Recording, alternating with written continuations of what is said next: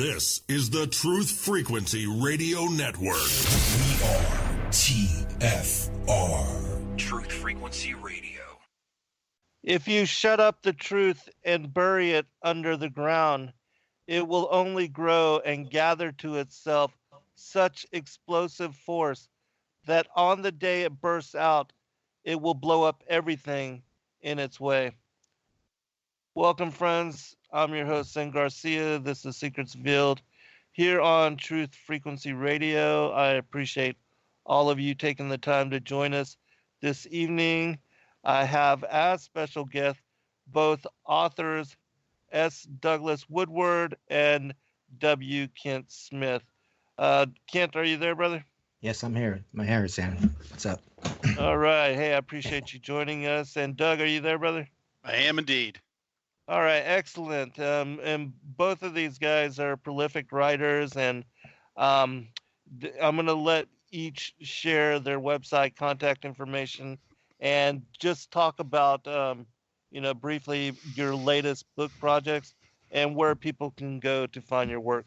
Kent, we'll start with you, and then we'll go with Doug. Right on. Oh, I was thinking age before beauty, but I'll go ahead and take the Alphabetical. There you go. All right. Okay, so W. Kent Smith, my website is called the Lost Stories channel. It's where you can find all my writings and also articles for all the books that I've written. It's the, www.loststorieschannel.com. And that's where you'll find the primary book that we'll be discussing tonight called Tales of Forever, the unfolding drama of God's hidden hand in history, which focuses in on the 5,500-year prophecy that has pretty much been, as Doug would suggest, suppressed since the Reformation times. But it actually existed for, 15 centuries, untouched and untainted. And most people are completely ignorant of this fact because we've basically sort of a backlash against the Catholic book that was basically the Masoretic text took over at that point. So, but like I say, that's Tales of Forever, and that's my website. Doug? Cool. So you can find me a couple of different ways. The official title of my website is Faith Happens with a hyphen, faith-happens.com. You can also find me by searching on Doomsday Doug. So I use that as a marketing handle, so it makes it easier for people to remember how to find me. I have a website, been out there for quite a number of years, and just kind of redone it recently. So I think people will enjoy looking through it. And let's see. And so also you can find me on Facebook. I have an active page on Facebook, so you can find me at Facebook / S. Douglas Woodward, and S as in Stephen. And you can also find my books. I am beginning to sell books on my website. And if you like my books and want to buy them, I can sign them for you through doing it there. But most people buy my materials through Amazon, where I have both printed and ebook or Kindle versions of my books. I've written, I think I'm up to 17 now, so I've written a few. And so anyway, that's a great way to find me, and you can reach me email-wise at doug@faith-happens.com. And I entertain people contacting me to ask questions and tell me where I'm wrong. Hey, Doug, can you briefly just describe your latest 3 books and also the one that we're going to be discussing specific to the 5,500-year prophecy? Right.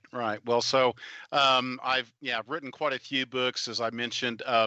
Probably on prophecy, a book I wrote is The Next Great War in the Middle East, which deals with what's been going on in the Middle East for the past few years, the relationship with Russia to the whole Gog-Magog concept and war. So that book deals with that. A book called Revising Reality with Anthony Patch, Ganj Shimura, and Josh Peck. And we deal with the cosmology, a cosmology that involves things like the Nephilim and and other things that are kind of on the fringe. And so in addition to that, Let's see, I've written a book with Gary Huffman called The Revealing, which deals with with what happens after the rapture, what comes next, and we have some controversial proposals out there in terms of which really ties into Romans 8 in terms of the creation waiting sort of on tiptoe for us to be revealed as the sons of God. And so we get into what that really amounts to, and then the book I have been talking to in the last few months has been a book called Rebooting the Bible, and the caption or the subtitle is part 1, exposing the second century conspiracy to corrupt the scripture and alter biblical chronology. So I'm dealing with the conspiracy, which we'll talk about from the first century. And then part 2 will be I'll be working on that this summer, hope to have it out late summer, early fall. And it's really dealing with reconciling the primeval biblical history, which is really the first 11 chapters of Genesis, with modern day archaeology and alternate history, such as the Graham Hancocks and the Robert Buvals and people like that. So I'm definitely a glutton for punishment. So anyway, those are the projects I'm working on.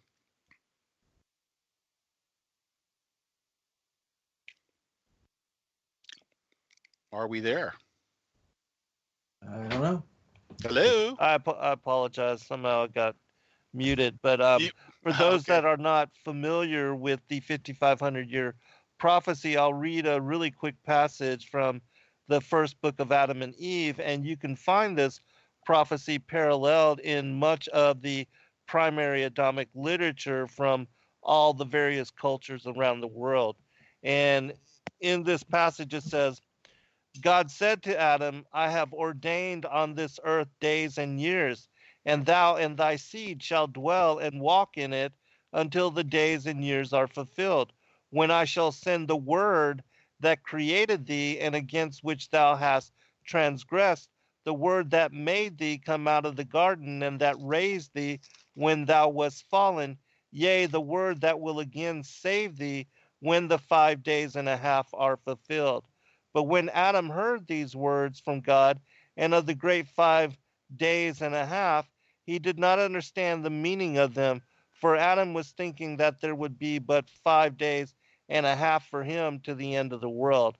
But in reality, this was representative of 5,500 years, and this prophecy was then passed down through Seth in his generations, and they were looking for and awaiting the coming of the Messiah at 5,500 years. And it's interesting because Kent and I both wrote about this in our various books and our works. And lo and behold, Doug confirmed this in discernment without understanding our previous work in connection to it. And now he's become confirming witness to this prophecy and the unfolding, and also its connections to the Jews, the Pharisees, having hidden that Christ truly was the long-awaited Savior Messiah and the fulfillment of the Old Testament oracles. And so I think we should really start first. We'll start, Kent, with you and how you came upon this and how you first wrote about it, and then we'll go to you, Doug, to tie together how it was that you discovered this as well. Oh, sure, Zen. Yeah, believe it or not, I came at this from a dramatic writer's sort of point of view, who was always fascinated with Bible movies, right? Not just 10 Commandment movies, but movies like Raiders of the Lost Ark. As a young person, I was always swept up in the fact that you could tell the story and you could inspire faith on another level, right? It wasn't just sort of like a preachment, right? So I used to beg God. I said, God, I just want to write a movie, and I sort of saw the hero's journey in the Hollywood, and I thought, it's interesting that the Bible itself, when a good a preacher or a teacher teaches the Bible, he's not just teaching boring facts and history. He's teaching the dramas of Scripture. And I thought, someone should write a good movie about this. And I said, And then I just happened to stumble onto these other biblical books in the so-called lost books of the Bible. And as I was reading them, I was thinking, well, first of all, they were like Shakespeare, right? So I knew they had to be translated into modern English. But I kind of felt like Orson Welles translating Shakespeare, but this was just happened in the Bible. And in these stories is where I first found out about this prophecy of the 5.5 days. And then as I further researched it, I didn't just find it in one story of the book of Adam and Eve. I then found it in another story, in the story of Jesus and the trial of Jesus and the so-called Acts of Pontius Pilate, where at the end of the story, well, of course, I don't want to give away the end of the story completely because it is a movie and it is in Tales of Forever. But I was fascinated by the fact that this 5.5 day prophecy was not just in one isolated book. And I conceived of this trilogy that literally took decades to adapt and adapt and adapt. So I wanted to make it a real movie, make it not just a learning experience, but make it an exciting one. And but little did I know that I was sitting on the timeline that was beyond just a fantasy story. Because most people, like traditional Christian book publishers, said, "Well, we can't. This is a very nice story, but we can't publish it." So I would tell them, "Well, what about this and what about that and what about these parallels with the canonical scripture?" They couldn't argue with me. So then I said, "Well, I'm maybe gonna have to put the chronology and some history with my movie." And then once I published it, then I stumbled onto you, and you had connected the story of Adam and Eve, and you had connected the story of the Acts of Pontius Pilate, and I thought, wow, how do I get in touch with this gentleman? And somehow then Jeff, well, of course, Jeff Massara was the one who told me about you in the first place, and so at that point I asked him, can you talk to Zen somehow and get him a copy of my book, because I think we've got something together where I've got the sort of the movie version and the documentary version, but no one would give me the time of day, basically, traditionalists, right? And then you helped me get on the air, and we sort of found out we were sort of kindred spirits. And then again, so many months later, then suddenly there's Doug on the horizon from a pure chronological point of view. And so now we're moving into the next phase of that operation.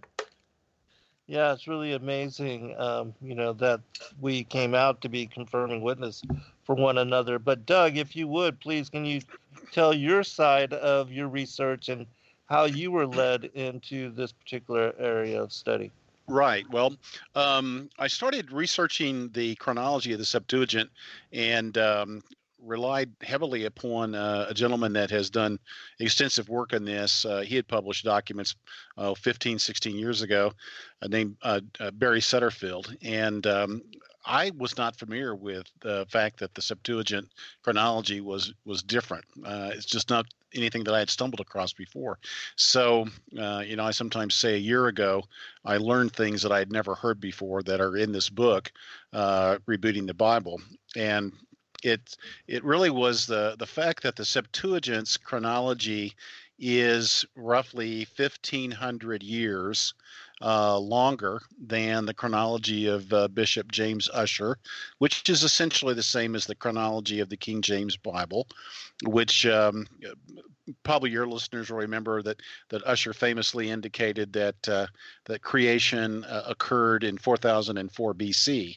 Well, the Septuagint says that the creation, or at least Genesis chapter 1 and 2, took place at 5,500 years before Christ, so about 1,500 years more. And that by itself might not have interested me, although I did study and can talk later as to why there is the difference, how it's calculated, and so forth. But when I discovered that many of the church fathers believed that the Septuagint's chronology was correct, and that they had accused the rabbis, that by the way had previously been the Pharisees, they rebranded themselves, that they had altered the chronology in order to invalidate that Jesus had fulfilled the 5,500-year prophecy. I became very intrigued. And then as I studied it more and more and saw scholars from both before and after the Reformation confirming that the chronology of the Septuagint is the authentic chronology, and that Ussher's chronology and the popular chronology that we're familiar with, which really, frankly, young Earth creationism is based on, tightly tied together with that, or tightly coupled.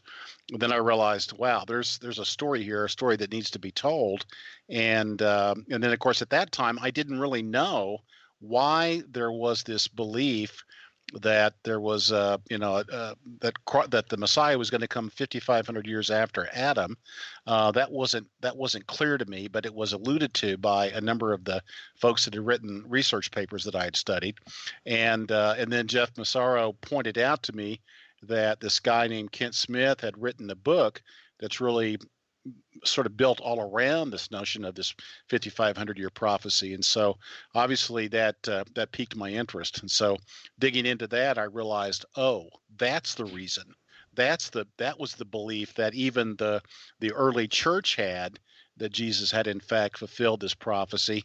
And that was why, for instance, Justin Martyr accused the Jewish rabbis in 160 AD in his book, A Dialogue with Trypho, that the Jewish rabbis had corrupted the Old Testament in order to invalidate Jesus of Nazareth being the Messiah. Right. Yeah, absolutely. Even in the Gospel of Nicodemus, at the very end, they go through and reveal the breakdown, a numerical breakdown of the 5,500-year prophecy. And speaking to Pontius Pilate, after revealing it to him, they implore him to not share it with anybody or let anybody know, for fear of, reprisals from the public for having killed the Son of God and their Savior Messiah. And so, they knew and they hid it, and they purposely deceived even their own people. And so, can you elaborate a little bit more about this and why you think they did it? Of course, we know it was to hide that he was Savior Messiah, but any other opinions on that? Sure. I'll fill in some more of the details there. There really are two things that they were corrupting. Essentially, they went through and identified probably a couple of dozen messianic passages, which I've been outlining. I outlined in the book and have been outlining with articles on my website, the specific passages in the Old Testament that they were changing to basically make it look like that the traditional view of salvation by following the law was in fact what the Messiah was going to reinforce, instead of the fact that it would be salvation by grace through faith. So they changed many of those verses. They changed the mission of the Messiah, which the mission of the Messiah was to come and to include the Gentiles into the people of God. And so there again, there are verses in Isaiah, in the Psalms, in the Pentateuch, that in Amos, for instance, that talk about the nature of the Messiah, what he will do, who he is, his origin, his destiny, and so forth. So that's one element of the corruption. The second element, which really deals with chronology, has to do with Genesis 5 and Genesis 11, and these are the two really called chrono genealogies, meaning they're chronologies and genealogies both mixed together, if you will. And so in Genesis 5 and in Genesis 11, they alter the number of years essentially before the particular patriarchs, when those patriarchs had the child that became what I would call the child of promise, not necessarily the firstborn, but the child through whom the lineage leading to Messiah would take place. Mm-hmm. So an example would be that Enoch was the father of Methuselah. Obviously, going back to Adam, Adam was the father of Seth. And so when you look at these genealogies, you see the connection all the way from Adam all the way down to Abraham, and Noah is right in the middle. And so the genealogies in Genesis 5 take you to Noah, and then in Genesis 11 you start with Shem, and you go to Abraham. And so I can get into more detail, but essentially it's in those areas where it's 1,386 years there that are subtracted from the chronology, and then there's about another 190 or so years in the related to Daniel chapter 9. And it was what occurred was essentially the Seder Olam Rabbah, which was the chronology put together in the 2nd century AD by the disciples of Rabbi Akiba, who's kind of the heavy in this whole story of corruption. They created, in effect, the Jewish calendar. And of course, again, your listeners probably know the Jewish calendar date is like 5779. Well, the real calendar date would be about 7612. So, in other words, if you really understand the chronology of the Old Testament and you go with the Septuagint chronology and you add back in the 190 years or so that they took out when they did the Seder Olam Rabbah, which had to do with a number of Persian kings that ruled after they conquered Babylon. So it deals with the Xerxes and the Artaxerxes and the Dariuses and all that. So they cut out a number of generations there. And again, they were cutting out more years. So what they wanted to do was invalidate that, again, that Jesus did not come 5,500 years. He came 4,000 years. And so he could not have been the Messiah. Yeah, absolutely. I don't know if you've looked into this as far as the latest. There's been a lot of research on the Tartarian Empire and how this history of this empire and how it used to be like a world power. It's been excluded completely from the annals and the records and the historical accounts, and not a lot of people know about. But people studying a lot of the ancient maps, that this has also come out recently and been an area of interest for a lot of alternative truth investigators. Do you know anything about that, Doug? I do not. I'm in that group of people that know nothing about it. Okay, well, it's very interesting because it also, in doing the research, it shows that, not only was their entire history excluded, but there seems to be a lot of missing years as well with that particular area of topic. But yeah, Kent, do you know what I'm talking about with regard to the Tartarian Empire? Well, we touched on that briefly in probably one of Yeah. our last shows, and I like Doug also, and was not aware of that lost chapter of history. So I confess my ignorance at the time, and have since had not.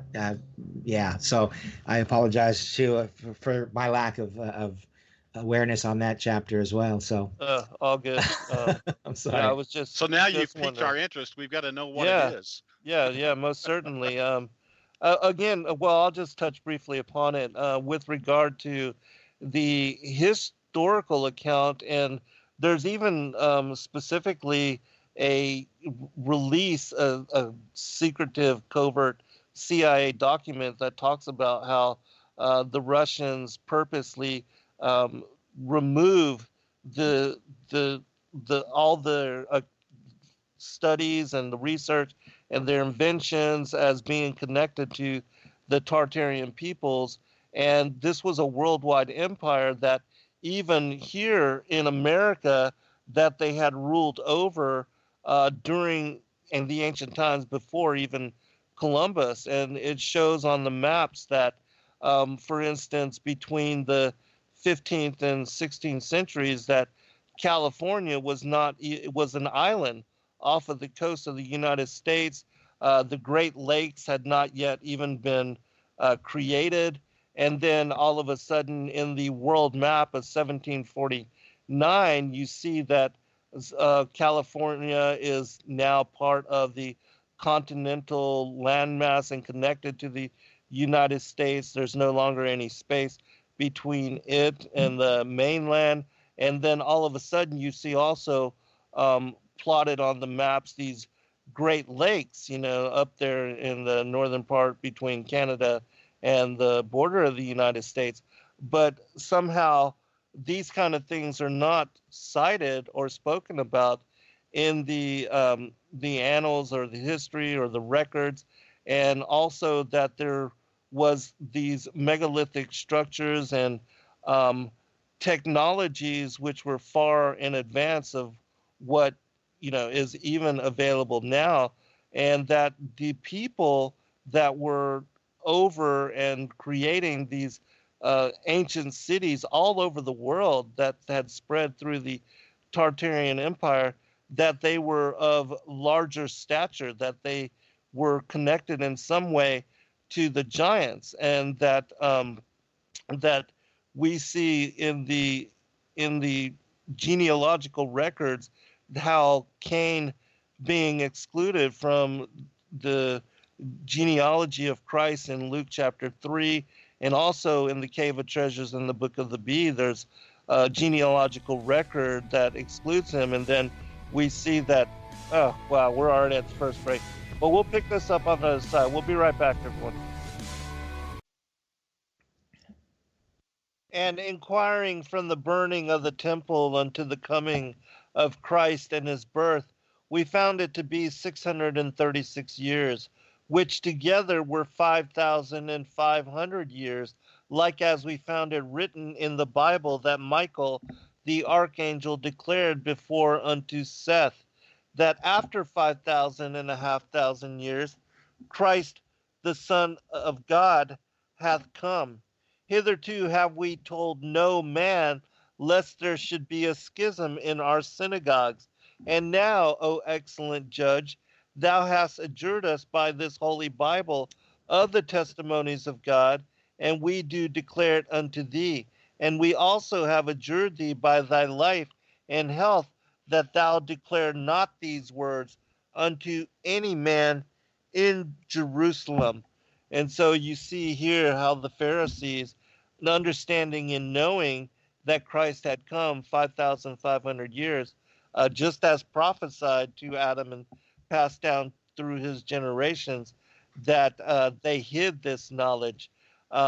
With regard to the Tartarian Empire, really quickly, it seems to be connected to both Cain and then Ham, and the children, the Ishmaelites, the Esauites, but specifically to the Canaanites, who usurped the land from Shem. And when God made the covenant with Abraham, and they went into Canaan and took that land back from the giants, the sons of Anak, and the Amalekites that were inhabiting and ruling over that particular Og of Bashan and the other giants that were living in that land, they were basically taking back their inheritance that was promised to Shem but was usurped by the Canaanites. And the genealogy, in my opinion, a lot of what is written about and declared and why it was that the prophets, apostles, and patriarchs spent so much time detailing it was that these kind of truths would be revealed, because we see it connected to the enmity between the seed of the woman and the seed of the serpent, spoken about in Genesis 3:15, and then the wheat and the tares, let both grow together until the time of the end. And so there's this ongoing war, and it's connected even to the bloodline elites and the war against the masses of today.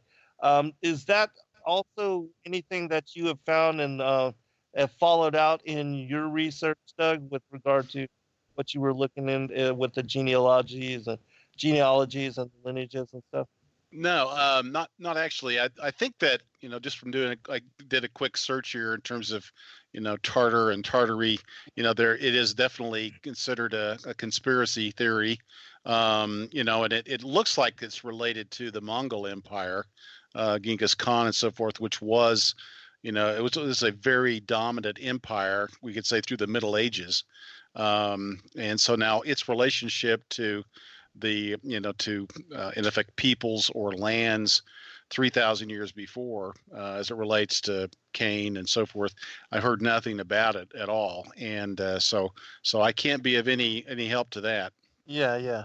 No, just Okay. to the giants and the connections with them, because the architecture seems to show that these people were of larger stature. But you haven't looked into it and studied it, so It's really Right. not fair to ask you any opinion on it. But can you? I have written Yeah, go about ahead. and Yeah, Tales of Forever. yeah. I don't know if you remember, Doug. You said you were interested in the last act of my, because as I said, not only was I interested in the 5.5 days being lost from biblical Hmm. tradition, I was looking for other ways to verify, because it's so hard, as you well know, to go back in the past and prove that books were written, because apparently there has been a written tradition all the way back to Enoch, and this is something that I had to explain in terms of a pattern of history where we have lost truths and then they are suppressed, and going all the way back from the kingdoms of Israel being chosen by God and then being scattered and lost. The same thing when we had the Bible in the first century. It went from being in the hands of the apostles and the 70 that were chosen, and then for how many centuries went by when it was in a language that the average person didn't even speak. Right? It was a language of the priests and the bishops and whatnot. And then it wasn't until the Wycliffes and the Reformation that it suddenly come back into our language frame, right, of the common people. So I was trying to figure out how do you verify this tradition of this writings of Adam and Eve and the 5.5 day tradition, the prophecies. And so I stumbled onto, I did some pyramidology studies, because if anybody knows about that, you have chronology of the biblical timeline, and that was when I discovered the connection between the pyramid and the patriarchs, because it wasn't until I was researching Adam Rutherford that I discovered the story of the 5.5 days, connecting not just with a story of Adam and Eve or the Gospel of Nicodemus. Suddenly, it was the Septuagint that all the early church fathers confessed to believing in. And that's also where you find out about the 5,500 year being connected to the Ark of the Covenant. So whereas Doug, Yeah. I made this connection where in my book, there's a character who's called Theophilus in the first century, and he was the first biblical chronologist who worked out a detailed chronology of creation to now, or to Christ, and about 5,500 years. But there was another guy, Hippolytus of Rome. He's the one that said, "Well, how do we know that Christ came in 5,500 years?" He said, "Look to Moses, because God told Moses to build the Ark of the Covenant in dimensions of 5.5. Therefore, by this 5.5 cubit dimensions, we're signifying the 5,500 days which Christ will come." So I just stumbled on that today, and I thought, well, that's funny. That sounds kind of like Doug the chronologist, and then Kent sort of the symbolist. Because what my book is about is, again, trying to come up with ways to sort of transcend the impenetrable nature of history, because we weren't there. So Right. when you have the pyramid in its edifice, and it's a chronology in stone. It's mathematical, and it turns out through great amounts of research, the number 5, it turns out, is not only is the number 5 the number one number in the pyramid, according to all these pyramidologists. Pardon my tongue tying, but there is a 5.5 day chronology in the pyramid, and the pyramid just happens to be called the Pillar of Enoch by many traditions.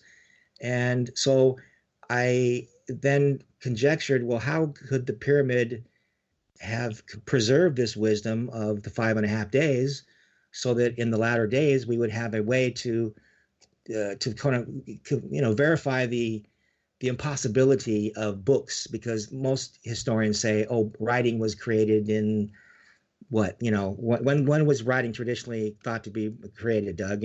Well, it certainly depends. I mean, the probably the best way to say it is that it was the cuneiform of Mesopotamia is probably regarded by archaeologists as the first sort of highly structured alphabet, and although it was pictorial as opposed to being symbolic, and so of course then you get into Paleo Hebrew and so forth. So, but probably in the nature of 3,800, 4,000 BC.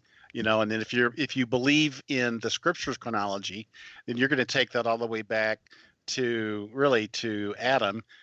Enoch, there's a lot of legends that suggest that Enoch was actually the inventor of writing. Correct. That's what I'm getting at. And if so, that would take it back to almost 5,000 BC, and and so the Egyptian Thoth, which appears to be a name for Enoch, and Enoch also appears to be related to Hermes. Exactly. So, that's all in the tales. Yeah, right? exactly. Yeah. So the pattern. I'll comment. Just the pattern that you're identifying in Tales of Forever is a pattern that is. Let's just say it's very curious that pattern reappears as many times as it does in the pyramid, and you do a good job of pointing that out in your book. And in that, as likewise the Ark of the Covenant, there is this sort of 5.5 pattern, 5.5, could be years, days, whatever pattern, and that suggests that there's more to this than just sort of an ancient superstition. Exactly. And leading up to trying to follow up with what the giants and the role of the giants, because if you think about it, one of the most perplexing puzzles that we've all grown up in Sunday school. Comedians make fun of the Bible. They say, "Oh, God loved the world so much that Noah and his family they all got naughty, and God destroyed the earth with a flood." It's like, whoa, and you kind of embarrassed to talk about the Bible if you believe that God destroyed the earth with a flood because mankind just got a little naughty. And well, if you study the books of Enoch, you find out that no, God didn't destroy the earth because of mankind per se. It was actually the role of the giants and the Nephilim and the Watchers. And I got really curious, and I kept saying, well, there's got to be more. Why would God unleash these creatures, knowing full well that they were going to have to be destroyed? And sure enough, it turns out that in the book of Jubilees, it talks about Enoch and his father Jared, and it says that in the days of Jared, the Watchers descended to teach mankind the judgment and righteousness of God.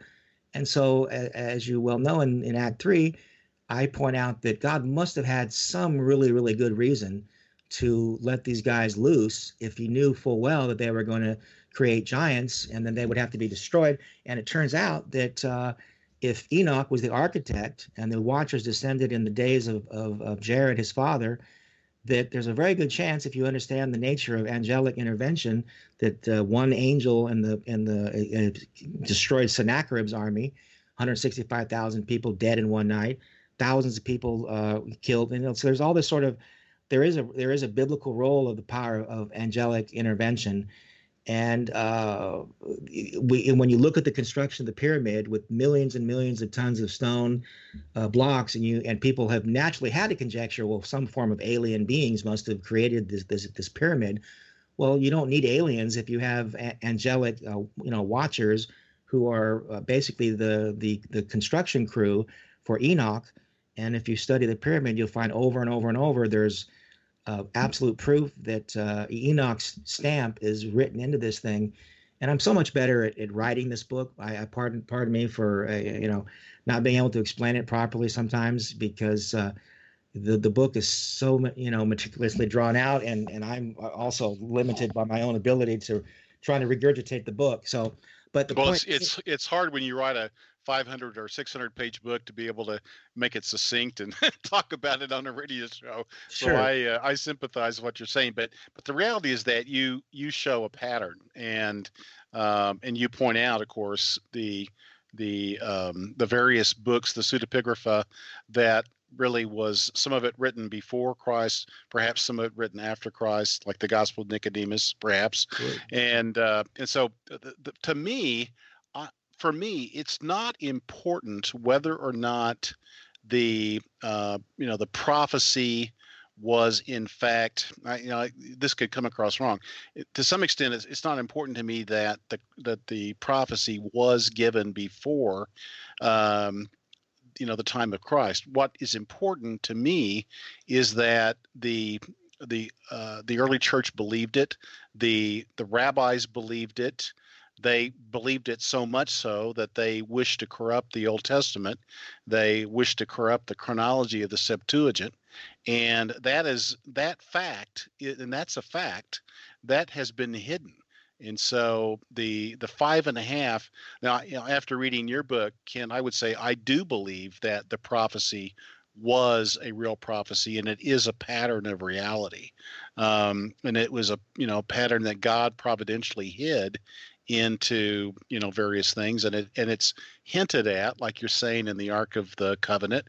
It's more than hinted at in the construction of the pyramid, and of course you go into great depth as to how literally down to the inches of in terms of the dimensions of the pyramid, that this story is being told. And so to say that there's something to it is a vast understatement.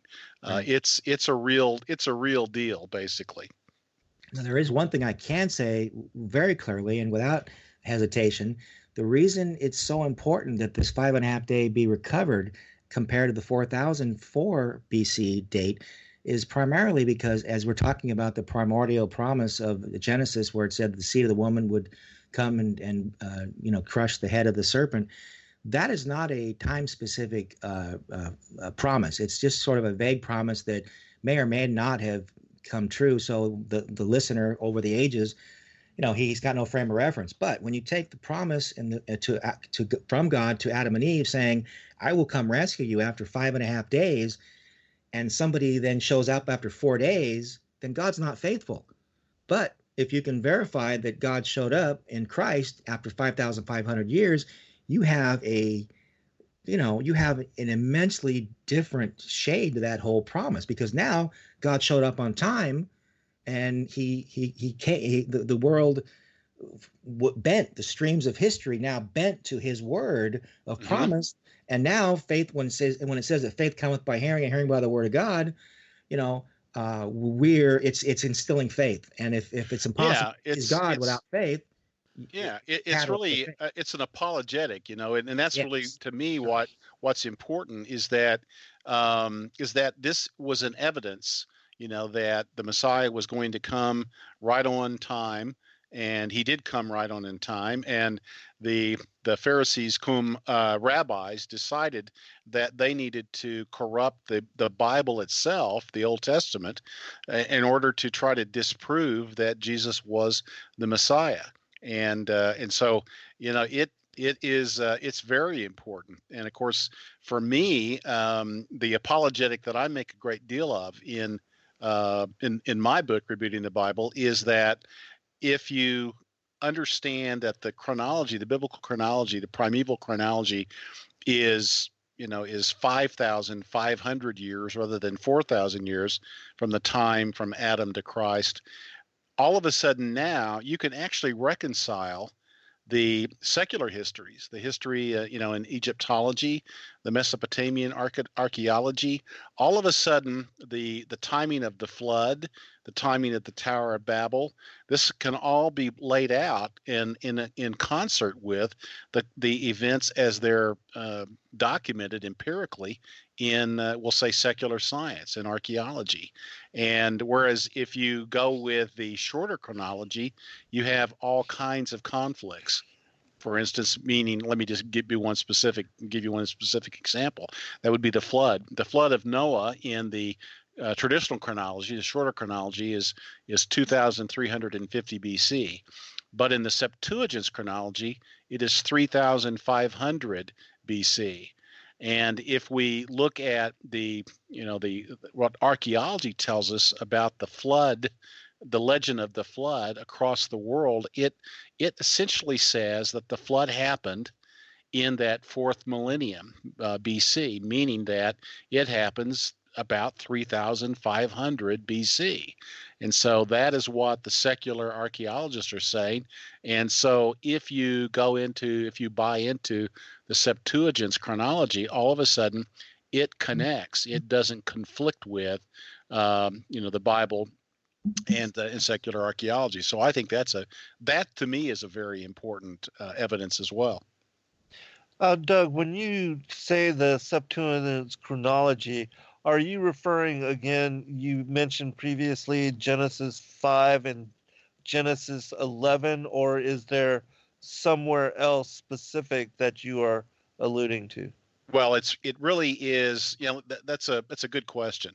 It's Genesis 5 and Genesis 11, but those by themselves add, as I said, about 1,386 years is the differences between what the Masoretic text, which is the traditional conventional Bible that we Protestants follow, versus the Septuagint, the Greek translation of the Old Testament that was done about 300 years prior to the life of Christ. If you compare those two, that's what you find. Now, the question of how you really get at that date, you have to do more research. It's not just Genesis 5 and Genesis 11, because that takes you from Adam all the way down to Abraham. But now, how do you get from Abraham to Christ? And then you have to do that, to get to that date, you have to do some pretty intricate research related to how long was the time of the kings of Israel. For instance, when was Solomon? When was David? When was Saul? And then prior to Saul, you had Samuel. You had the period of the judges. And the period of the judges is an extremely difficult time to understand in terms of the biblical witness. And so it takes a lot of research to nail that down. And so once you get that, then you get into the whole issue of when was the Exodus? So what year did the Exodus occur? And is there archaeological support for nailing down those dates? And the answer is yes. But the problem is that the conventional archaeology that evangelicals follow, they want to say that the Exodus was about 1,440 BC, or the conquering of the land of Canaan was roughly 14,005 BC.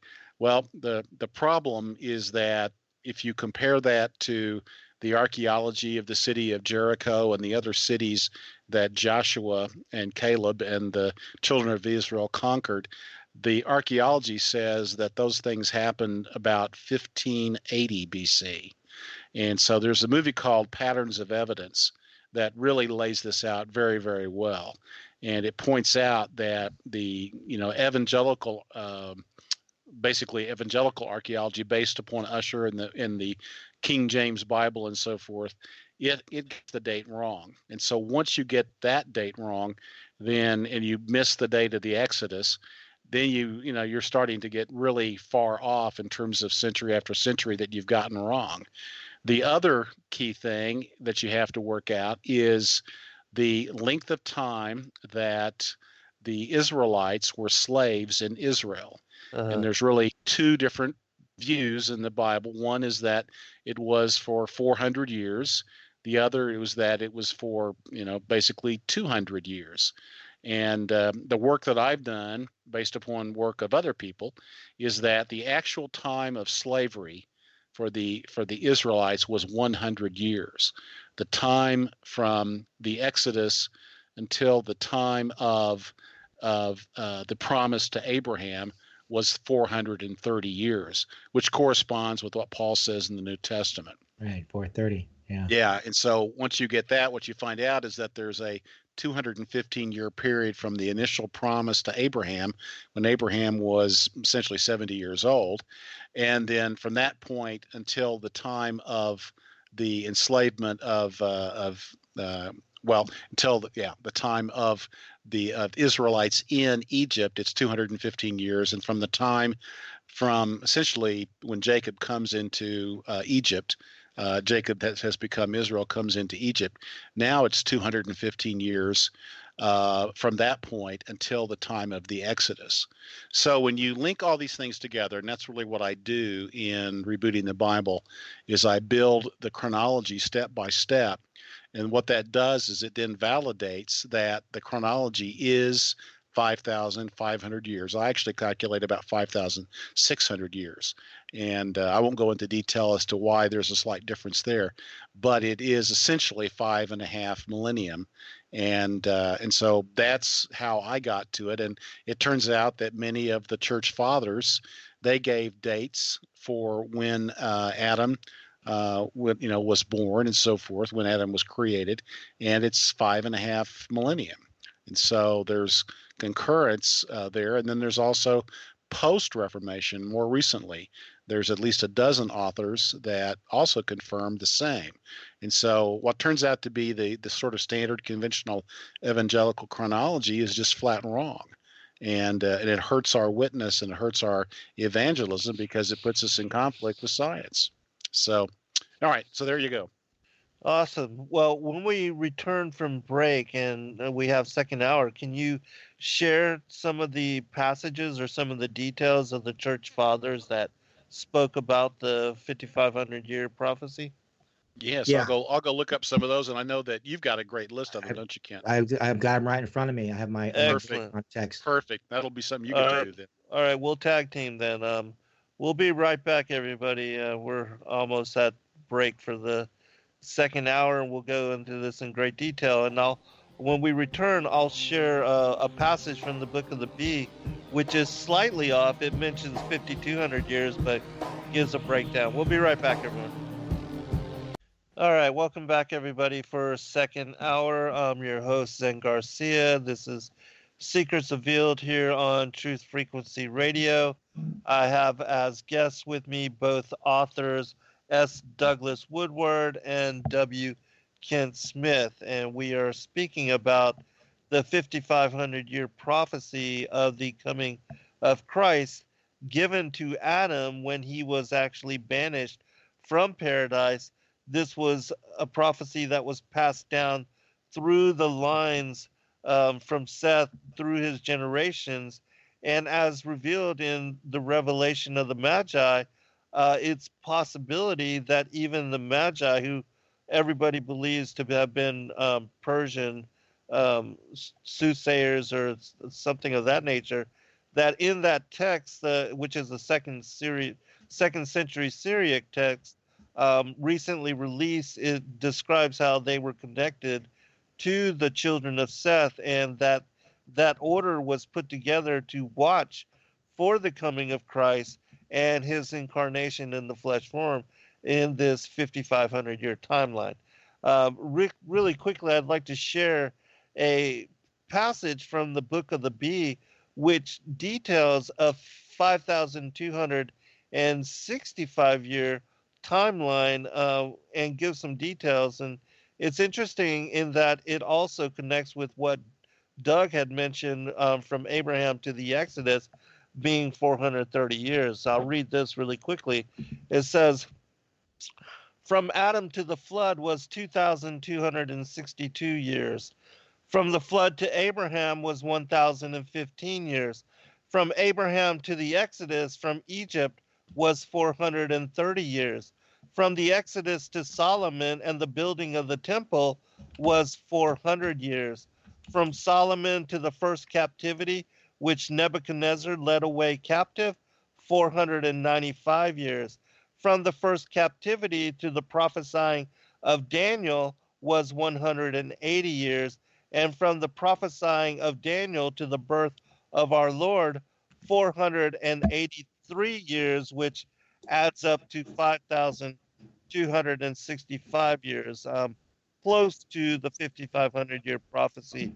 And that's just another outside source which confirms this 5,500 year timeline.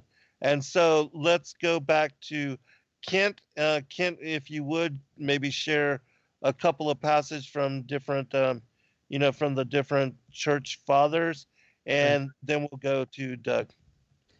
Okay, but before I do that, I do want to get to that. But speaking of the cave, speaking of the Book of the Bee, there is another, because you mentioned the Cave of Treasures, but there is actually, are you speaking of the Book of the Cave of Treasures, Zen, or are you just referring to the Adam and Eve story?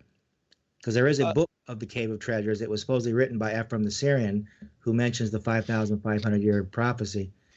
Yes, the Cave of Treasures also makes mention of it, several different texts. And then, this passage that I just read from is from the Book of the Bee, which both the Book of the Bee and the Cave of Treasures, they share, in parallel of much of what they cover in content with regard to the biblical narrative. Because this book does actually break it down, not just 5,200 years, but actually 5,500 years. Mm-hmm. And it's attributed to Ephraim the Syrian.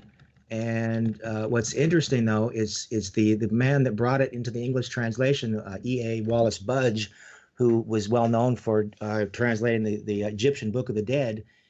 In his book, it's interesting that he says that, quote unquote, there is no doubt whatsoever that the writer of the Cave of Treasures borrowed largely from the Book of Adam and Eve, where God promised more than once to Adam that after 5.5 days, i.e. 5,500 years, he would send a Redeemer into the world who would save Adam and his descendants from the destruction which his sin in paradise had incurred.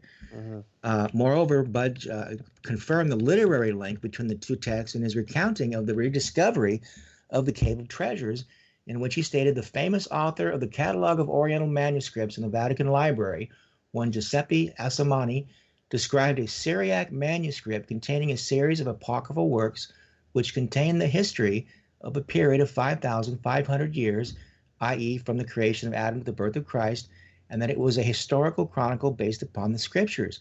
But no attempt was made to publish the Syriac text. In fact, little attention was paid to it until August Dillman, the 19th century German Orientalist, began to study the Book of Adam and Eve in connection with it, and then he noticed that the contents of whole sections of the Cave of Treasures in Syriac and the Book of Adam and Eve in Ethiopic were identical. Awesome. That is awesome. Okay. So now, as far as the links in the early church fathers who ascribed this 5,500 years, I did chronicle everybody in that list. And besides Theophilus and besides the Ephraim the Syrian that I mentioned before, another early church fathers who was very famous, but yet very I guess you could say underrated. I don't know if you can apply that to church fathers, right? His name was Julius Africanus. He was a Libyan historian in chronology of the late 2nd and early 3rd century. But whereas most people have not heard of this Africanus gentleman, he is highly regarded for his influence on other more well-known figures among later church fathers, most notably Eusebius. Everybody knows about Eusebius. But the sort of the man behind the man was this gentleman called Julius of Africanus. And he said in his book, he says, "Why should I speak of the 3 myriad years of the Phoenicians or the follies of the Chaldeans with their 48 myriads? For the Jews, deriving their origin from the descendants of Abraham, together with the truth by the spirit of Moses, have handed down to us by their extant Hebrew histories the number of 5,500 years as being the period up to the advent of the word of salvation that was announced to the world, which has held sway in the time, or which was held sway in the time of the Caesars." So as a result of his work, this same chronology became firmly rooted in the Eastern Mediterranean world, which afterward placed the date of creation at or about 5,500 BC.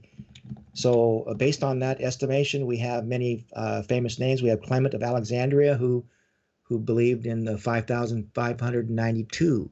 We have Julius Hilarion, 5,530 BC, Georgius Sandrinus, Maximus Martyr, Lactanius, Eutychus, Gregory of Tours, and Georgius Syncellus, 5,500 BC, Pandorus of Alexandria, Maximus the Confessor, and Sulpius Severus.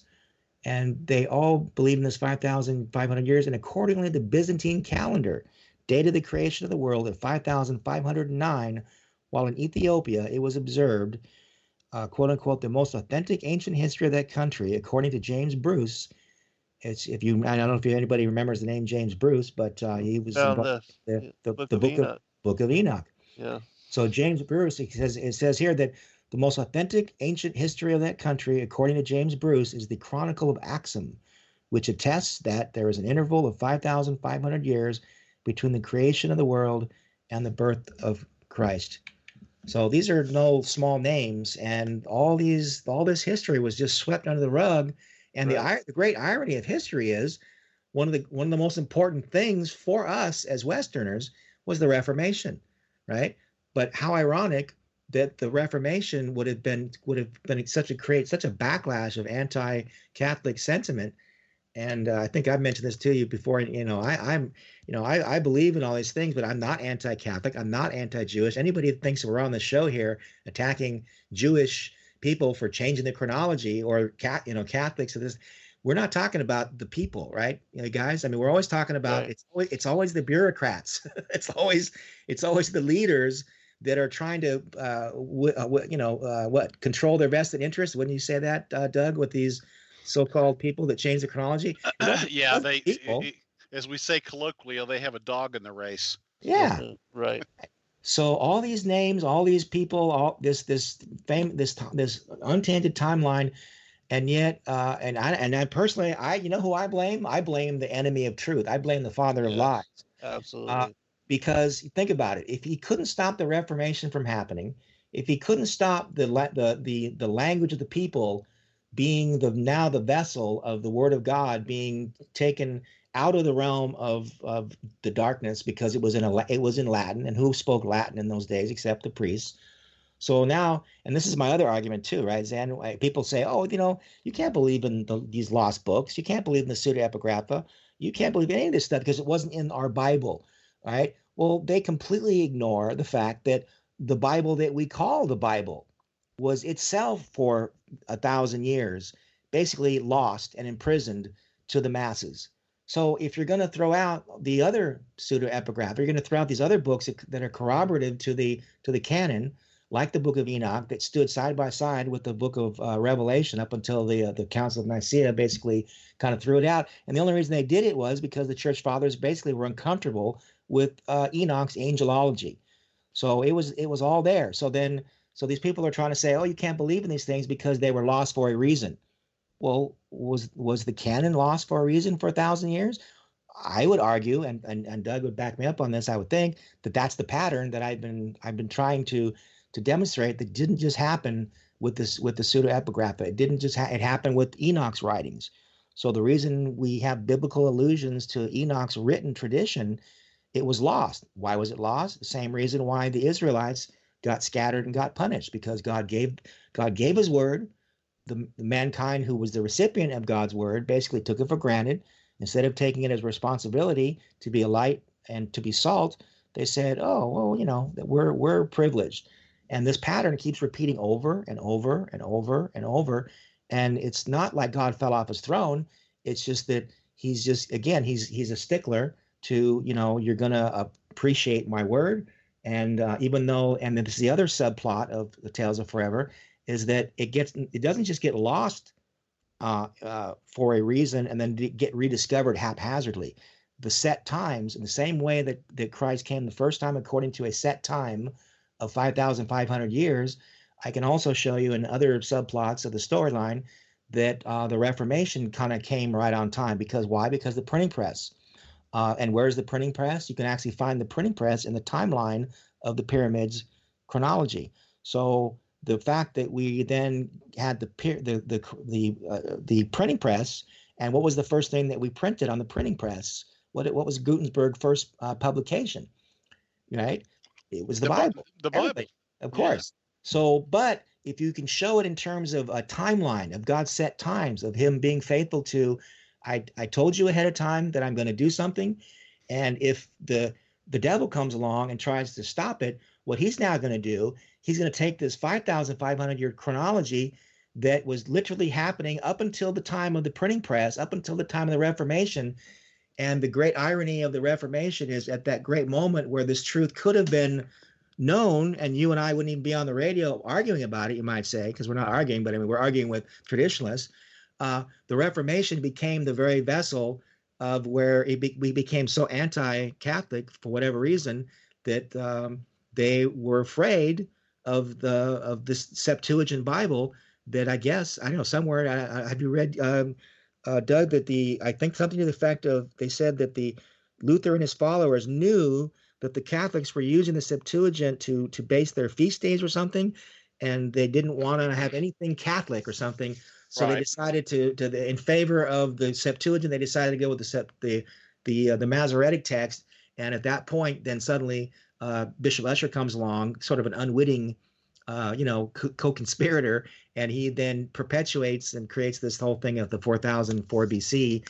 And then so if you can't, like they said, the devil can't beat him, so he joins them.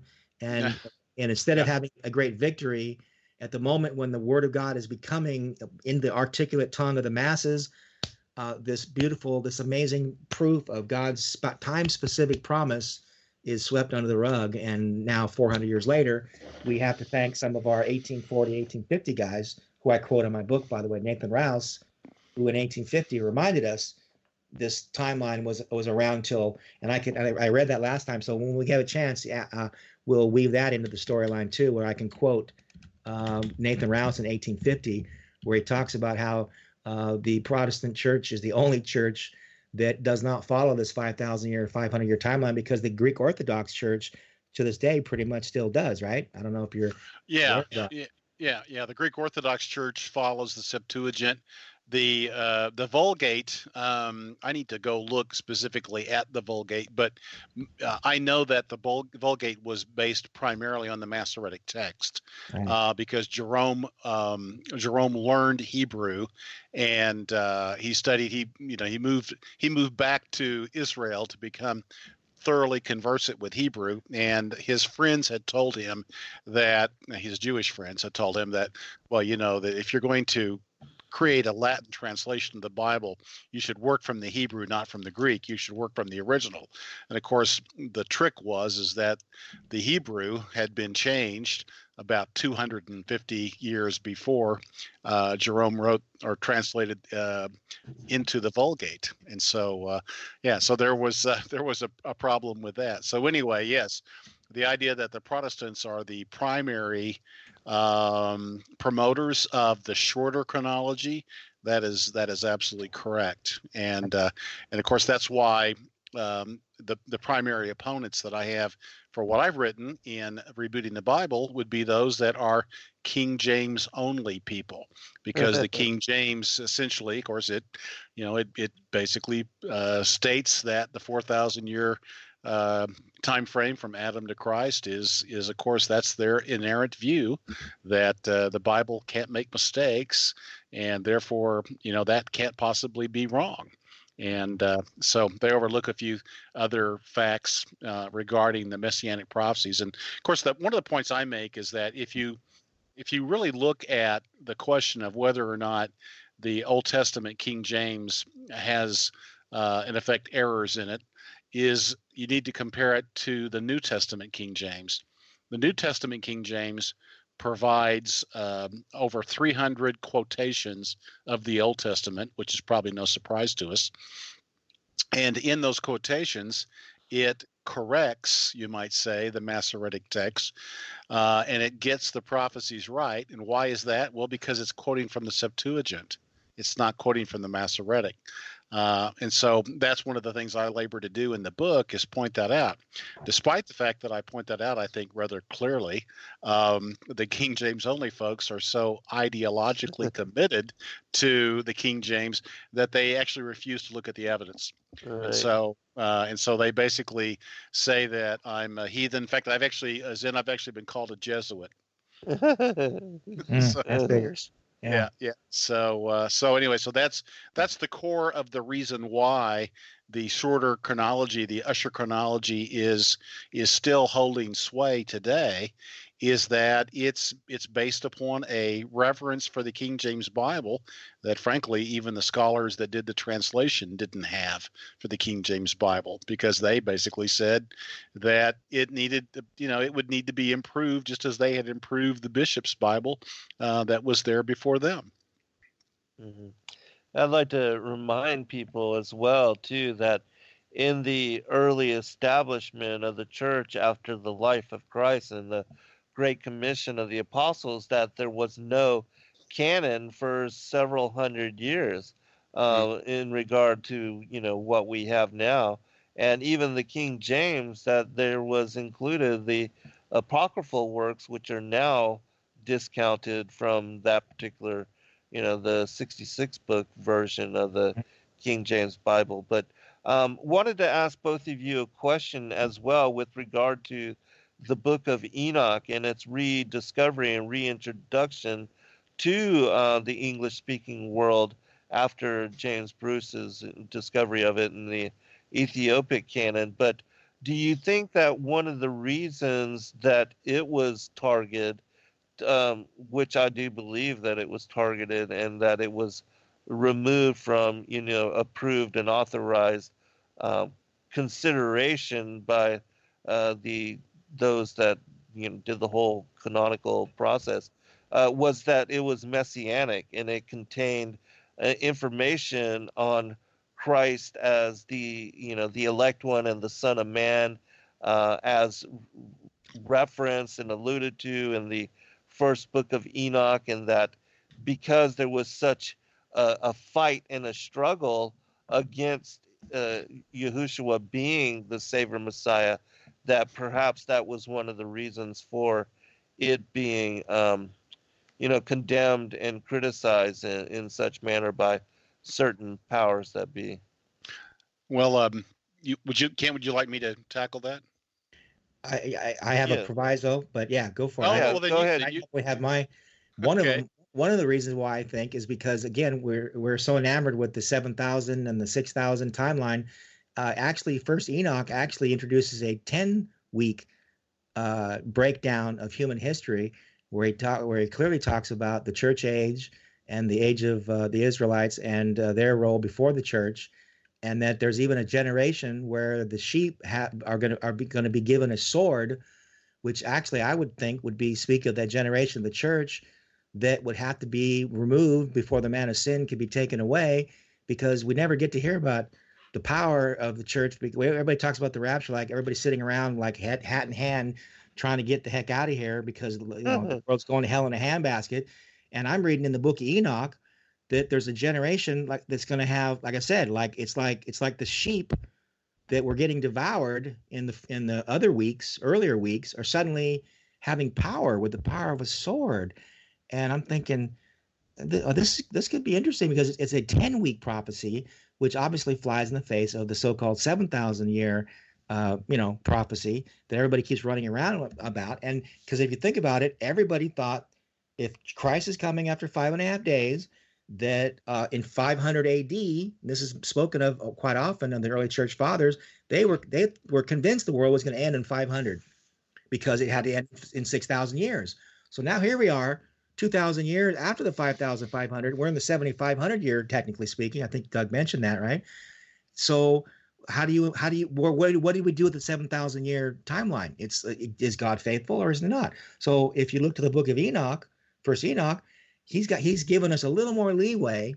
And as I say, I don't know if it was human agency that was completely at odds with it. I think because the early church fathers, when you read about it, certain individuals, I've chronicled them in my list in one of my chapters here. It was either Jerome or Augustine. They were uncomfortable with the angelology, so that was why they got on the bandwagon to get rid of Enoch. But primarily, I'm thinking that it disrupted the whole idea. You can't have a 10,000 year, a 10-week prophetic timeline if we're all running around claiming to be expecting a 7,000 year chronology to exist. You see what I'm saying? So there was sort of a conflict of interest there that I don't think anybody's even taken into account yet, except for, I would call it pattern seeking brain nerds like me who actually believe this stuff, because I believe in God's power. I believe if God said that God walked and talked with Enoch and he wrote books, I'm just, naive enough to think, okay, he did. We lost the books. That's okay. That's the pattern.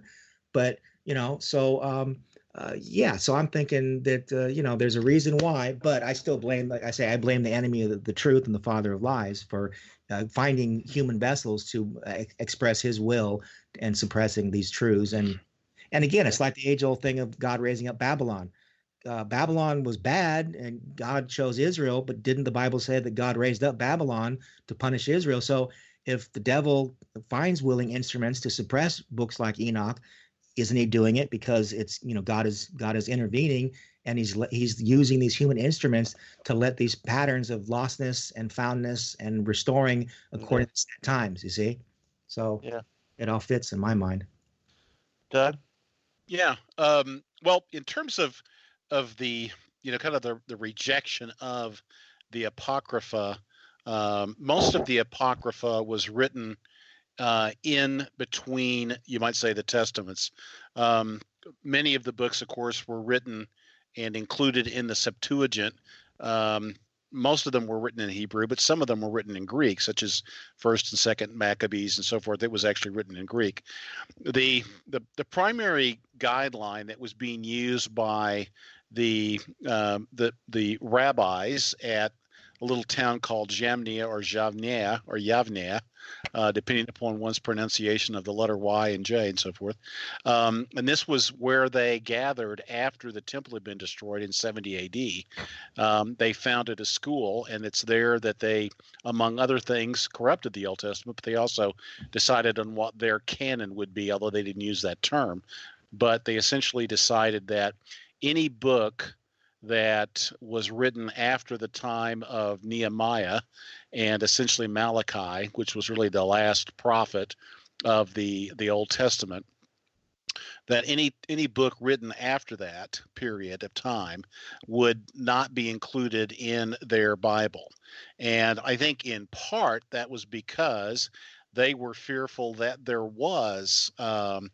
were testimonies in these books written in this period that would reinforce Jesus as the Messiah, because by 100 AD, they looked at the Septuagint, even though it was translated from the Old Testament Hebrew, they looked at it as the Christian Bible. And so that's one of the reasons why they wanted to make changes to it.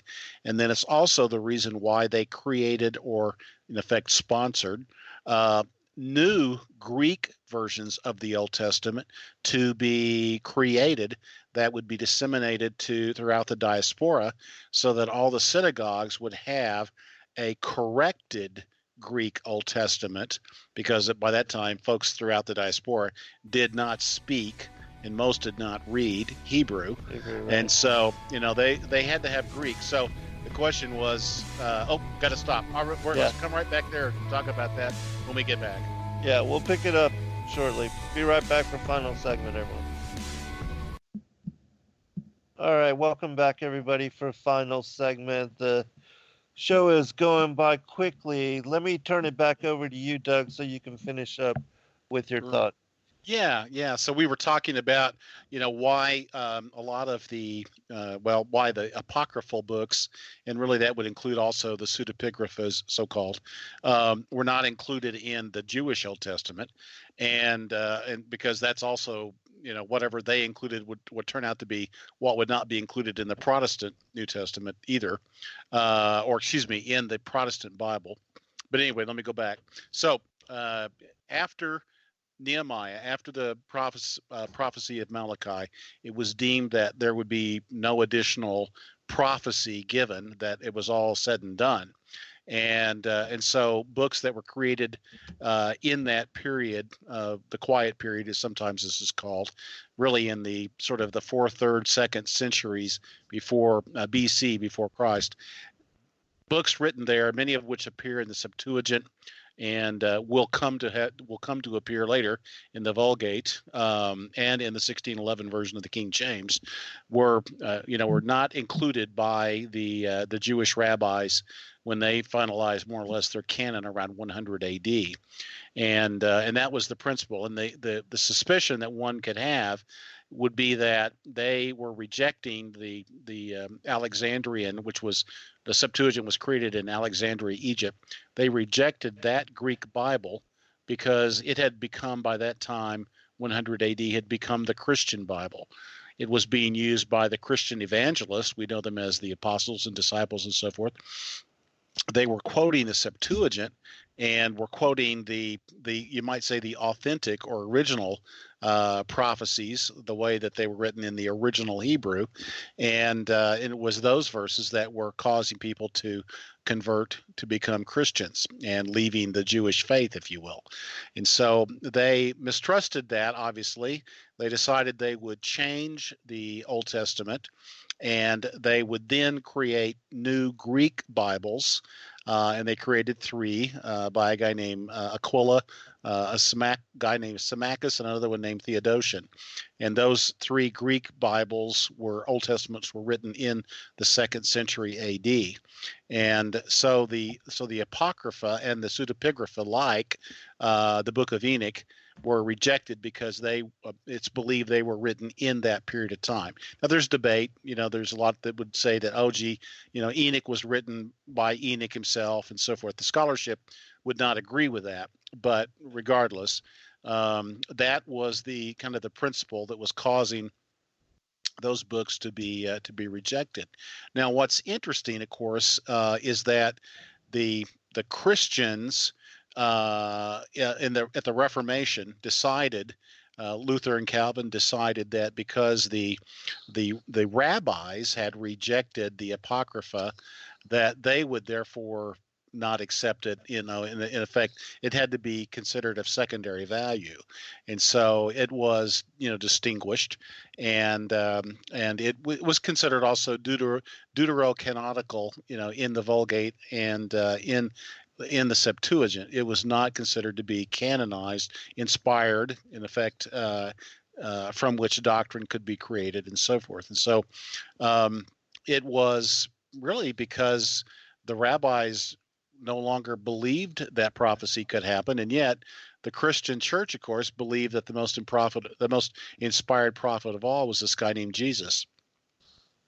And so the fact is that there was inspiration that was continuing. Even Augustine argues that the Septuagint was inspired by God as well. And so you have all these different opinions about whether books were or weren't inspired, which is somewhat what Kent begins to get into when he's talking about the Apocrypha and the fact that in the Pseudepigrapha, the Book of Jubilees, Enoch, and then others such as the Book of Adam and Eve and so on, you get these stories that actually have some spiritual value and reflect many of the traditions of the early church, and so it's not as simple as saying something is or isn't canon in order to determine whether or not it has value.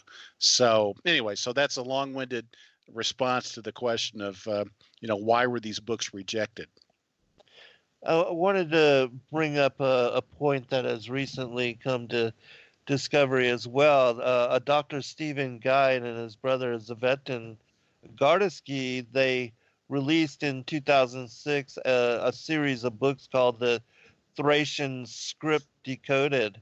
And what is interesting about the Thracian Script Decoded is that this culture dates back to the oldest archaeological discoveries, to artifacts which are dated to like 6,000 and 7,000 BC, and really illustrious and beautiful artifacts, really refined gold and silver.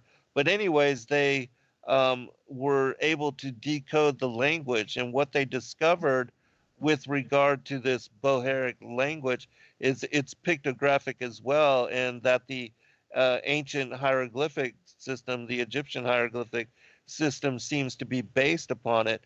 But what is really interesting about these people and about their oral traditions and the legacy of a number of texts that have been released called the Thracian Chronicles is that they were ancient Christians, and their culture predated even the Sumerian cuneiform and the Sumerian, which came up supposedly 1,500 years after them. But what the research into these people and their oral traditions, and they also have what I believe to be the most ancient account of the first book of Adam and Eve. It's called the Thracian book of Atum and Ua. And in this particular text, it holds, has specific chapters which are not found included in any of the other primary Adamic literature, but it makes mention of and speaks about Christ, calls him Jesus, um, and calls him also the Lamb of God, talks about in the same way this 5,500 year prophecy of the coming of Christ and being told to Adam and Eve, when they are cast out of paradise. It seems to be, the oldest rendition and possibly the original source for all of the other books of Adam and Eve. And as I said, their culture predates the Sumerian. In my opinion, the legacy of their work and the information that is being brought forth now by Dr. Guide and his brother is that the the Bible and the core tenets of our faith and the biblical narrative were not stolen, plagiarized, or counterfeited from the ancient Sumerian or the pagan cultures, whether it's the ancient Egyptian, Sumerian, or the Greeks, but that in fact, these stories and the myth, the legends and the knowledge of Christ and his virgin birth and all of that predates these ancient pagan cultures, and that in fact it shows that the opposite is true, that in fact they plagiarized from Christian Yep. um, Prophecies. truths, yeah, that were known and that predated even, again, these, because so many people say that the stories of the flood were based upon Sumerian texts, and that the stories of the Bible were stolen from Mhm. the traditions of the pagan peoples in Yeah. Sumer. But the study of the Thracian material that has recently come to light actually proves the opposite, which I think is absolutely fascinating, and it's something that is still being suppressed, and not a lot of people know about this. And both Dr. Guide and his brother, they have not only been attacked, condemned, and criticized, but have been physically assaulted. And Dr. Guide was poisoned and passed away shortly after the release of these books. And his brother, Savetin, who's a bishop of the modern Thracian church, he was beaten to death, well, almost beaten to death outside of his home, but actually survived that assault. And so it in my opinion, kind of shows the lengths that people are going to suppress this information and to keep this knowledge from coming to light. But that is also an interesting area of study that you guys might consider with regard to the 5,500 year prophecy, and the fact that it shows that that the Christian beliefs and knowledge of the coming of Christ predated even the Sumerian cultures and the ancient Egyptian empires. Absolutely. Well, that's why the pyramid chronology it was absolutely critical in my research, because being the dramatist and the narrative person I am, but at the same time I consider myself an empiricist. So I said I got to have something to balance everybody telling me, "Oh, Kent, these are nice stories, and you did a nice job, blah blah blah," but be reasonable, right? So I said, okay, I'll take that as a challenge. And then you dig into the chronology of the pyramid. Well, that thing's been here a while, Hmm. and Right. it's a rock solid, absolute witness, and that was what it was designed to do. That's what the Watchers were there to do. And if Enoch had a relationship with the Watchers, and you can find a 5.5 year timeline in the pyramid, which I completely outline, I hope, to certain degrees of satisfaction, yay or nay, Doug, right? And Zen, so Yeah. um, Very it, detailed. it's in there. And so that is, you have like bookends, right? So you've got your narrative. So faith cometh by hearing, because certainly faith doesn't come by hearing, describing maybe the chronology of the pyramid.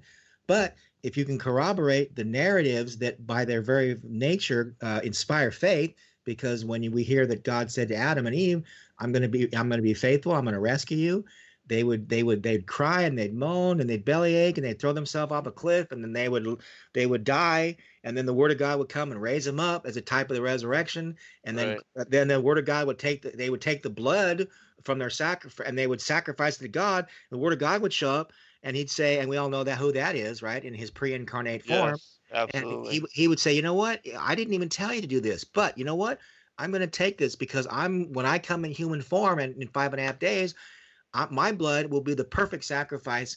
And so I as a reader, I'm moved, right, with these stories, Right. but trying to get it to the mass audience, trying to get beyond this bulwark of skepticism and doubt because of the brainwashing that we've gone through for so many hundreds of years now since the negative side of the Reformation. So now we're treated like heretics, and we're treated like fringe, elements. And so you've got the chronology of the pyramid with the 5.5 days built in, and you can't argue with the symbolism, because what is it again? The keynote address of Tales of Forever is when God deigned to communicate. He doesn't just communicate in English or Hebrew. He communicates through mathematics, and he communicates in a language of narrative dramas that transcend interpretation. So no matter what language you're speaking, these dramas of death and resurrection, the dramas of mathematics of the 5.5 days, these speak to the whole world, not just to Americans, not just to Protestants, right? Somebody should have the sense to realize, it's a universal message, and isn't that what God's been trying to get across to the house of Israel for how many centuries? Because they thought, oh, we're the chosen people. Chosen for what? Chosen to be privileged, or chosen to be a vessel, chosen to be a light, chosen, as Doug was saying about the thing that these bureaucrats, Jewish bureaucrats, and again, not Jewish people, but the bureaucrats, they wanted to keep the knowledge of God's always using the children of Abraham to bless the Gentiles as well as the Jewish people, because technically, Abraham wasn't even a Jew, and Judah wasn't even a Jew. The word Jew didn't even occur in history until after the Babylonian captivity, and a lot of people just assume, we grow up another traditional frame of reference, that all the promises of chosenness go to the Jews, but always built in was that they were going to eventually have this break out, and through Christ save the whole world. And if it's a whole world salvation program, then shouldn't we expect a universal message? And we can demonstrate this in the 5.5 day mathematical set times prophecy, and it being a dramatic narrative, and these stories being brought back to light. So faith cometh by hearing, whether it's English or whether it's mathematics. Doug? Wow. Okay, so that was a mouthful. So I'm trying to decide. Okay, so where do I jump in on that? Gosh, well, I was thinking about while Kent was talking, I was looking up about the Thracians. I'm going, wow, Zent's got these. He's talking about the Tartars, and he's talking about the Thracians, and I got to figure out where all this is coming from. But anyway, I was kind of looking up that it looks like those were really the ancient, the ancient Bulgarians. The Thracians were the predecessors to the Greeks and to the Romans. Right. And so Herodotus mentions them in his histories. But yeah, you're dealing with a people that would have emerged not long. I mean, that would be some of the of Japheth's offspring. Yes, exactly. that moved not too far from the ark, because they were sort of in Turkey and northern Greece. So anyway, so that's that appears to be where they were coming from. But in terms of whether or not they had the prophecy, I find that pretty intriguing. That if they had the 5.5 millennium prophecy, and if I think I would love to see.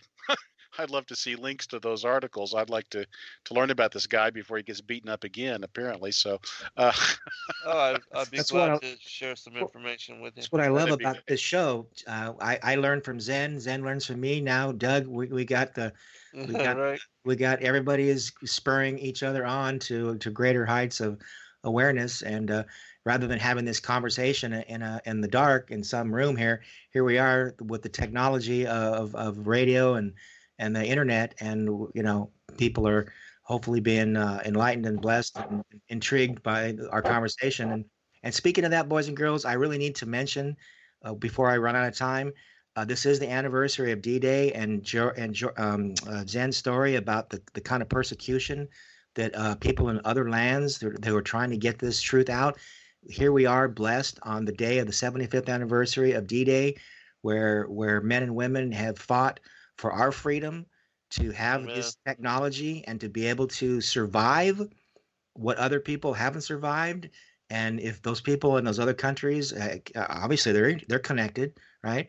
So if they can find out that they're not alone with this this great mission of the revival of this 5.5 day, because as we said, the Greek Orthodox have always had this, and it's high time that we stop the division where the Western nations think that they're the only bunch on the block that God has chosen, and whether it was the split of 500, what was it, 500 AD, right? The bull of Constantinople that excommunicated, the so-called West excommunicated the East, and then 1,000 years later, then we supposedly got excommunicated as Protestants, and the Eastern Orthodox Church has been holding on to the Book of Enoch and holding on. They actually celebrate Pontius Pilate's birthday. It has a feast day, because of the book of the Gospel of Nicodemus, which was called the Acts of Pontius Pilate. And they're looking around going, well, whatever happened to us? Who excommunicated us, right?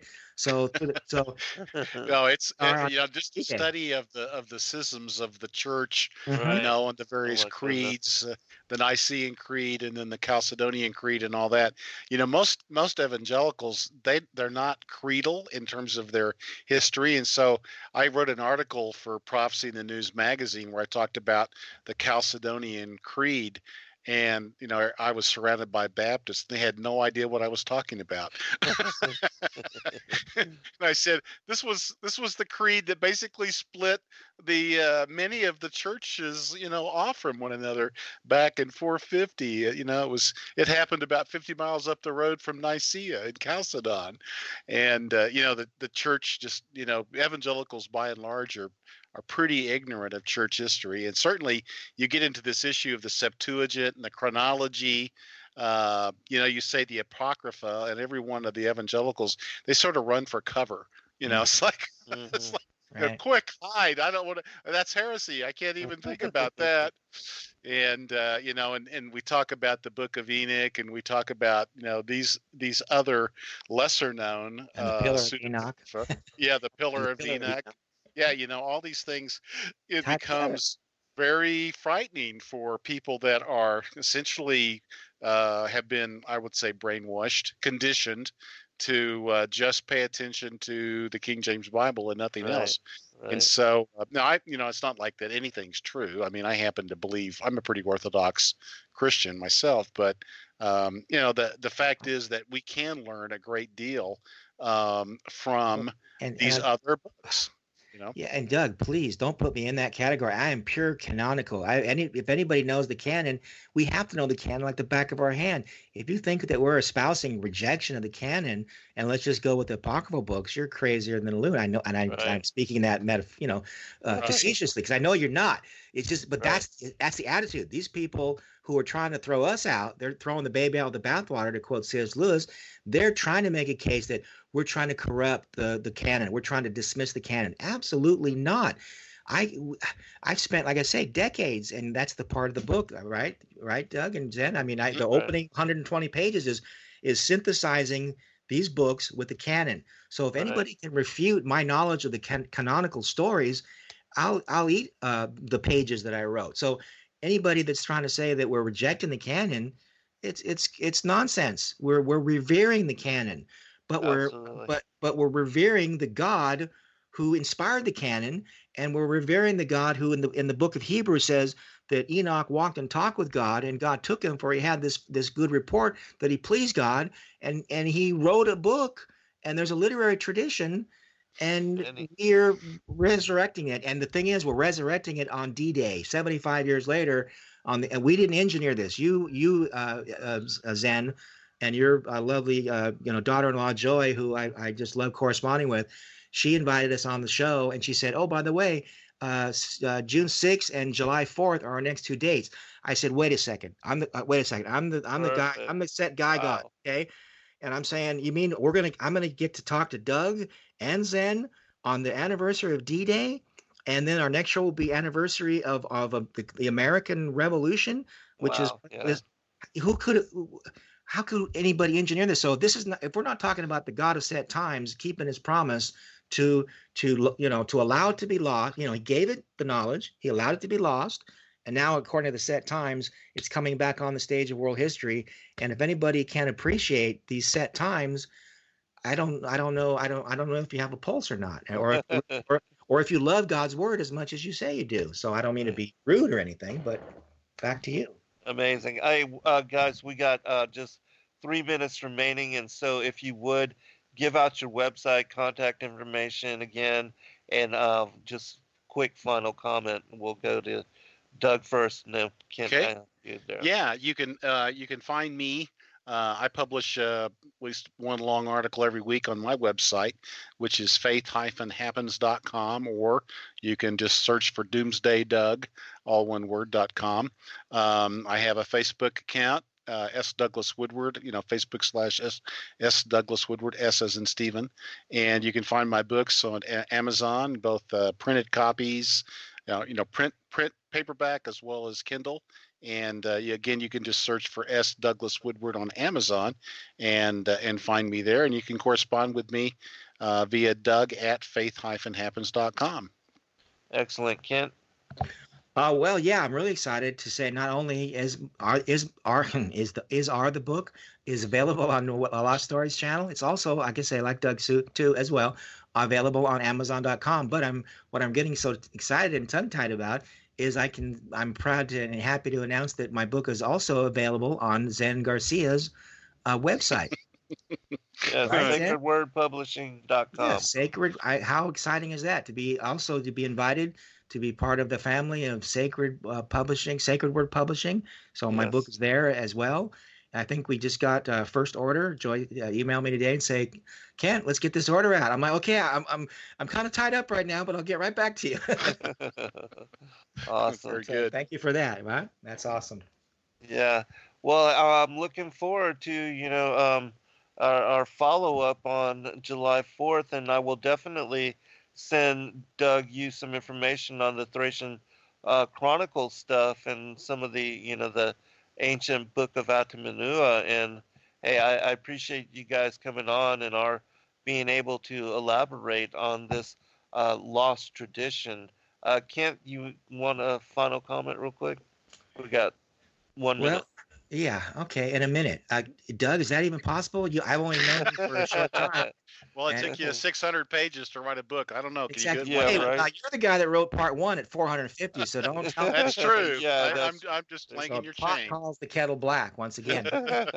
No, I just want to say again is that I do believe that the God of the set times is right on time. He's right on schedule, and that's a God that you can trust. You can hang your hat on him. If you're a sinner, you're a saint. And technically, God came to rescue sinners. So if you ever doubted God's faithfulness, in the light of him keeping this promise after 5.5 days, right on schedule, and this truth being revived, I think it's an amazing time to learn about this and just marvel at God's faithfulness. God bless everybody. We appreciate you. Thanks, Doug. And Kent, Thank you. talk to you guys again soon. Be blessed, All right. everyone. Thanks, guys. Shalom.